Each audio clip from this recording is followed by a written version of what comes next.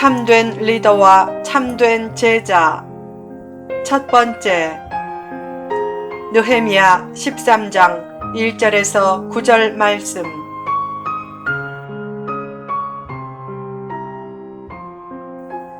참된 리더와 참된 제자. 어느 날 미국의 빌 하이벨스 목사가 교회 중직 모임에서 안타까운 장면을 목격했다. 그날 어떤 문제로 논쟁하다가 감정이 격화되자 교회 중직들이 멱살을 잡고 싸웠는데 바로 그때 예배 시작 신호가 왔다. 그들은 급히 방을 옮겼고 조금 전에 멱살 잡고 싸웠던 사람이 사회를 보면서 미소를 짓고 말했다. 성경은 성도의 참된 표시가 사랑이라고 합니다. 이제 사랑으로 저들은 알리 라는 찬양을 함께 부르겠습니다. 무대 앞에서의 삶과 무대 뒤에서의 삶이 너무 다른 것을 보면 안타까운 생각이 든다. 누가 보든지 보지 않든지 하나님 앞에서 늘 진실하기를 힘쓰라. 참된 리더란 제자가 보지 않을 때도 잘하는 리더이고, 참된 제자란 리더가 보지 않을 때도 잘하는 제자다. 은밀한 기도는 가장 능력 있는 기도이고, 은밀한 헌신은 가장 복된 헌신이다. 자신을 드러내려고 할 때부터 공동체에는 문제가 생기기 시작한다. 신약 성경에서 가장 문제가 많은 교회는 고린도 교회였다. 교회 내에 파당이 있었고, 계모와 동거하는 자도 있었고, 교인끼리 싸워 세상 법정에 고소하는 일도 생겼고, 은사와 방언 문제로 성도들 사이에 갈등도 있었다. 그런 문제들은 대부분 엄한 감독자인 바울이 떠나고 온유한 리더인 아볼로가 목회할 때 생겨났다. 그처럼 강한 리더 아래서는 긴장하다가 온유한 리더 아래서는 방종에 빠지면 안 된다. 참된 제자는 어떤 스타일의 리더 밑에 있든지, 심지어는 감독하는 사람이 없어도 주체의식을 가지고 자기 자리에 충성하고 자기 책무를 다하는 사람이다. 교회가 하나님이 기뻐하는 교회로 개혁되려면 누가 보든지 보지 않든지 상관없이 하나님 앞에서 진실하게 사는 참된 리더와 참된 제자가 있어야 한다. 한 사람이 개혁의 기수는 되지 못해도 개혁의 기대를 가지고 진실하게 살 때 교회는 조금씩 변화된다. 교회 개혁에 필요한 것. 느헤미야 13장은 느헤미야의 종교 개혁이 잘 묘사된 장이다. 이 장면을 보면 교회 개혁을 위해 무엇이 필요한지를 잘 보여준다. 특별히 두 가지가 필요하다. 1. 버릴 것을 버리는 삶. 성경에 나오는 위인들은 하나같이 버려야 할 것을 과감히 버릴 줄 알았다. 끊어야 할 것을 끊지 못하고 쫓아내야 할 것을 쫓아내지 못하면 새로운 역사는 펼쳐지지 않는다. 특히 자신의 영혼과 교회가 새로워지려면 세 가지를 반드시 쫓아내라. 1. 암몬과 모압.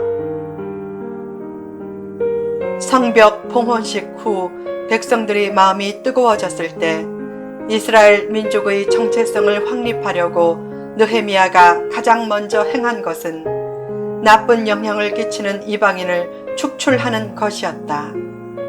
그때 느헤미야는 암몬과 모압 사람은 영영히 이스라엘의 총회에 들어오지 못한다는 모세오경 말씀을 읽어주었다.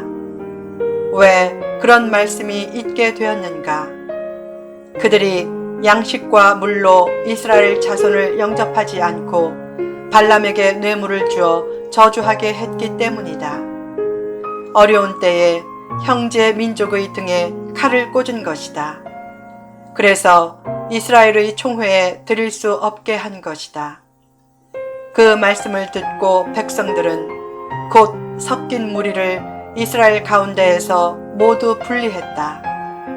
이 구절에서 섞인 무리는 신앙을 해치는 이방인 무리들을 뜻하는데 그들을 강제로 쫓아냈다. 암몬과 모압은 오늘날로 말하면 교회에 침투한 온갖 세속주의 사상을 뜻한다. 그런 세속주의를 철저히 버리라.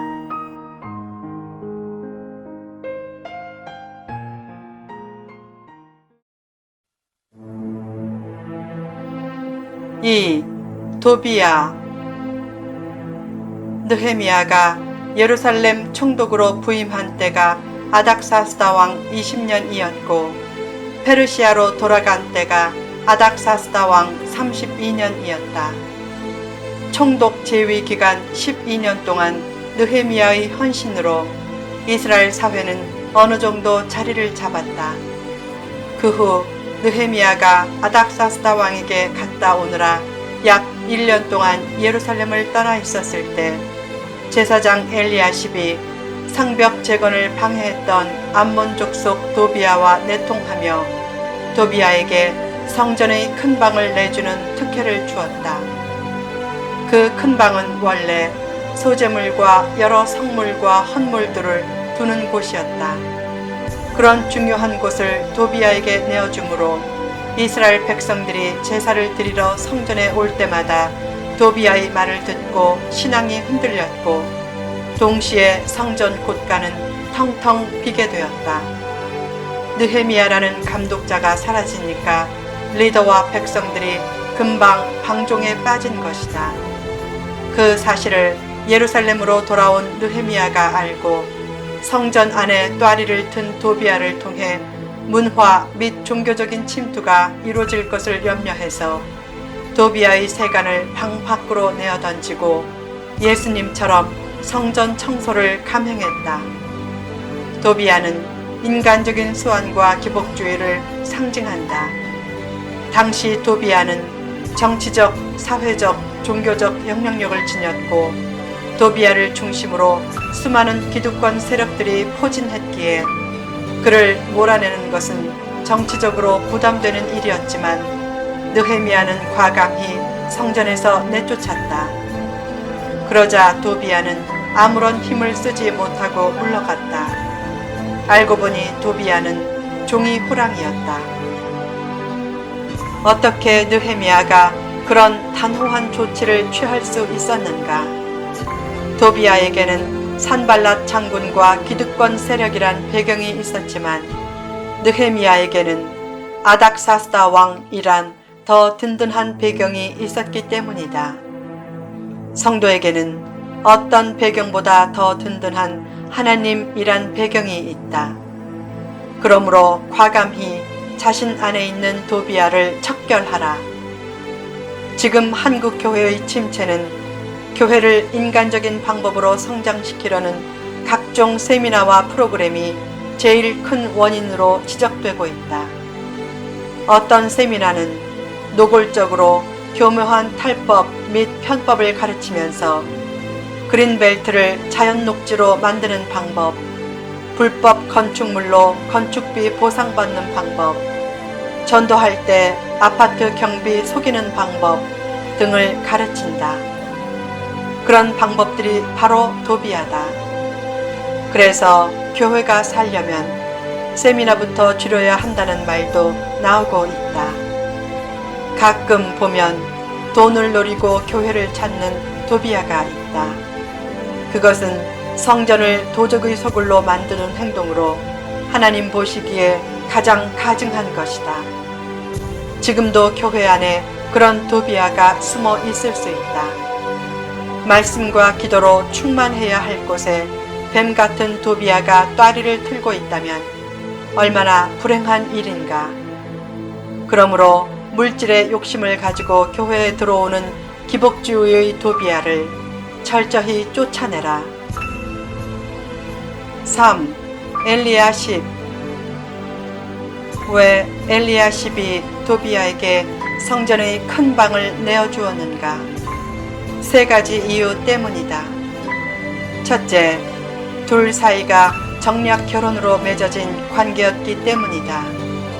둘째, 도비아의 달변에 넘어갔기 때문이다.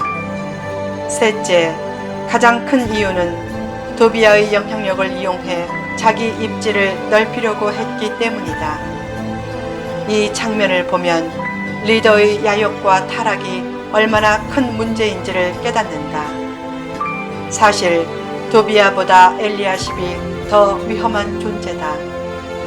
도비아가 달변과 소환이 있어도 엘리야십의 협조가 없었다면 성전에서 큰 방을 차지하지 못했기 때문이다. 어느 공동체든지 내부의 대적이 외부의 대적보다 더 무섭다.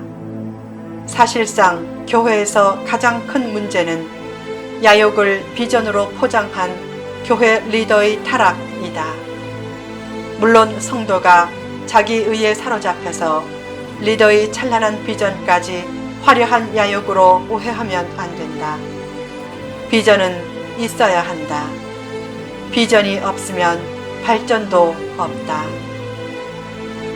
후편에 계속됩니다.